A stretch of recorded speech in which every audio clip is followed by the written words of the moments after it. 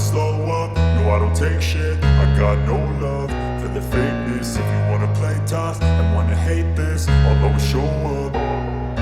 I don't ever slow up, no I don't take shit. I got no love for the fakeness. If you wanna play tough and wanna hate this, I'll always show up and make a statement. I don't ever slow up, no I don't take shit. I got no love for the fakeness. If you wanna play tough and wanna hate this, I'll always show up and make a statement. Everything I do so instinctive and so passionate. Every word I move so descriptive like an adjective. I got a vendetta against people who patented being negative when you should be getting after it.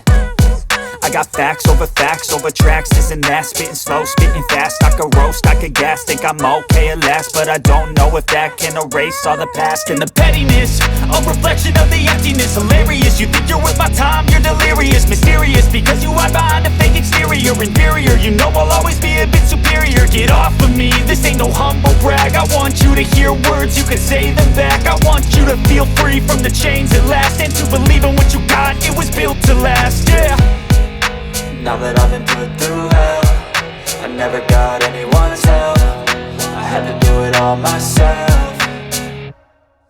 I don't ever slow up, no I don't take shit. I got no love for the fakeness. If you wanna play tough and wanna hate this, I'll always show up and make a statement. I don't ever slow up, no I don't take shit. I got no love for the fakeness. If you wanna play tough and wanna hate this, I'll always show up and make a statement. Gonna learn the consequence of being incompetent. Mental health is confidence, dreams and some modestness. I'm not here to save the day, that's for you to take away. I could play a million mind games, but instead I say something not illogical, something that is topical. Rub it on and watch it go, make yourself unstoppable. Dreams are irresponsible, but they're always possible. If you just believe, you could be so remarkable. Thoughts in my head, a collage and they spread. I'll be great one day, going off of my meds. No, I'm not giving up, no, I'm not giving in. I will make it to the top, taking off in the wind. I gotta make it, I'm saving every day to taste it. I'm patient, but my mind, it can hardly take it. I'm chasing a dream that I've had for several ages. A vacant, modern kingdom for the taking. Now that I've been put through hell, I never got anyone's help. I had to do it all myself. I don't ever slow up, no I don't take shit. I got no love for the fakeness. If you wanna play tough and wanna hate this, I'll always show up and make a statement. I don't ever slow up, no I don't take shit. I got no love for the fakeness. If you wanna play tough and wanna hate this, I'll always show up and make a statement. I don't ever slow up, no I don't take shit. I don't ever slow up, no I don't take shit. I got no love, wanna hate this, I'll always show up. Play tough and wanna hate this, I'll always show up. I don't ever slow up, no I don't take shit. I got no love for the fakeness. If you wanna play tough and wanna hate this, I'll always show up and make a statement. I don't ever slow up, no I don't take shit. I got no love for the fakeness. If you wanna play tough and wanna hate this, I'll always show up and make a statement. Everything I do so instinctive and so passionate. Every word I move so descriptive like an adjective. I got a vendetta against people who patented being negative when you should be getting after it. I got facts over tracks, this and that. Spitting slow, spitting fast. I could roast, I could gas. Think I'm okay at last, but I don't know if that can erase all the past. And the pettiness, a reflection of the emptiness. Hilarious, you think you're worth my time, you're delirious. Mysterious, because you hide behind a fake exterior. Inferior, you know I'll always be a bit superior. Get off of me, this ain't no humble brag. I want you to hear words, you can say them back. I want you to feel free from the chains at last, and to believe in what you got, it was built to last, yeah. Now that I've been put through hell, I never got anyone's help. I had to do it all myself. I don't ever slow up, no I don't take shit. I got no love for the fakeness. If you wanna play tough and wanna hate this, I'll always show up and make a statement. I don't ever slow up, no I don't take shit. I got no love for the fakeness. If you wanna play tough and wanna hate this, I'll always show up and make a statement. Gonna learn the consequence of being incompetent. Mental health is confidence, dreams and some modestness. I'm not here to save the day, that's for you to take away. I could play a million mind games, but instead I say something not illogical, something that is topical. Rub it on and watch it go, make yourself unstoppable. Dreams are irresponsible, but they're always possible. If you just believe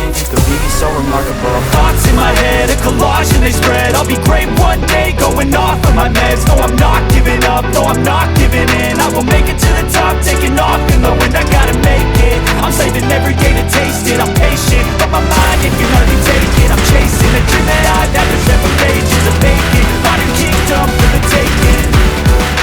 Now that I've been through hell, I never got anyone's help. I had to do it all myself. I don't ever slow up, no I don't take shit. I got no love for the fakeness. If you wanna play tough and wanna hate this, I'll always show up and make a statement. I don't ever slow up, no I don't take shit.